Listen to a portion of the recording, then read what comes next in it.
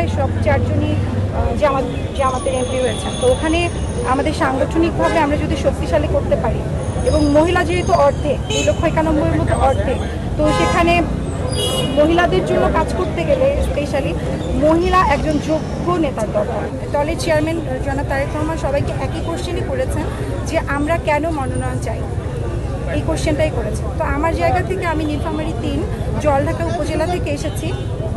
তো আমি একজন সাধারণ সদস্য, আমি কোনো নেতা নই, আমি কর্মী। আমি এমন একটা পরিবারের সাথে সংযুক্ত যে সারা জীবন জনসেবা করে এসেছে, জনগণের সেবা করে এসেছে। সেখানে আমার শ্বশুর 96 সংসদ সদস্য ছিলেন এবং 4বারের মেয়র ছিলেন, এবং ফ্যাসিস্ট সরকার শেখ হাসিনার সময় বাংলাদেশে 25 জন মেয়রের মধ্যে আমার স্বামী একজন ছিলেন। তো আমার স্বামীর জেল জুলুম অত্যাচারের অনেক শিকার হয়েছেন। সেই সময় আমি আমার হাজবেন্ডের সাথে থেকে এবং আমার হাজবেন্ডের শূন্য জায়গাটাতেও আমি পূরণ করি, দলের জন্য অবদান রেখেছি। তো আমার এলাকায় 2,91,000 ভোটারের মধ্যে অর্ধেকই নারী। আর আমাদের দেশনায়ক তারেক রহমান, উনি একজন তরুণের পরীক্ষিত প্রতীক। সেখান থেকে আমি একজন তরুণ হিসেবে মনোনয়ন চাইতে এসেছি। উনি যদি আমাকে মনোনয়ন দেন, আমি এলাকার মানুষের কল্যাণে কাজ করে যেতে